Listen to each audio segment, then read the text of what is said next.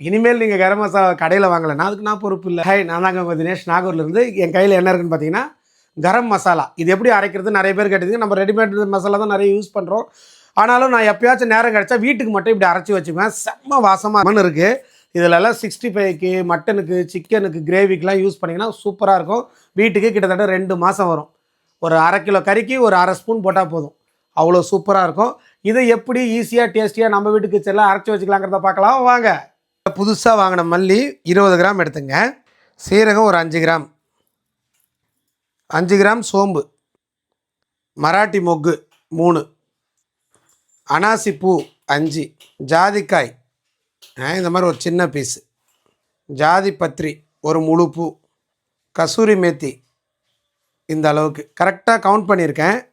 25 கிராம்பு சேர்த்துக்கிறேன். கரெக்டாக கவுண்ட் பண்ணி 25 ஏலக்காவும் சேர்த்துக்கிறேன். அதே போல் விரல் சைஸில் ஒரு 10 பீஸு பட்டை சேர்த்துக்கிறேன். கல்பாசி நம்ம ஸ்டோன் ஃப்ளார்னு சொல்லுவாங்களா, ஒரு 5 பூன் வச்சுங்களேன். ஒரு 3 பிரிஞ்சி இலை வருது. நான் 50 கிராம் கணக்கு பண்ணியிருக்கேன். அது ஒரு 5 கிராம் முன்ன பின்ன வருது.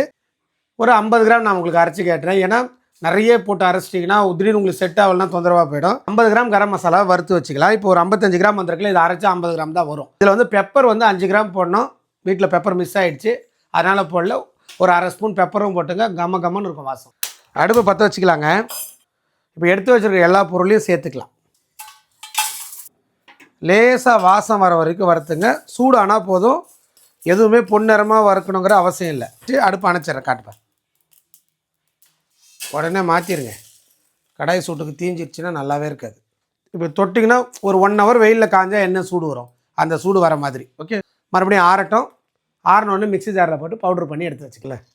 இப்போ கரம் மசாலா அரைச்சி கொண்டு வந்துட்டோம். ஒரு 2 நிமிஷம் விட்டு அரைங்க. இது ரொம்ப நைஸாக அரையணுங்கிற அவசியம் இல்லை. இந்த அளவுக்கு அரைஞ்சால் போதும். நல்ல வாசம் கம்மன்னு வந்துட்டுருக்கு, அந்த மாதிரி இருக்குது.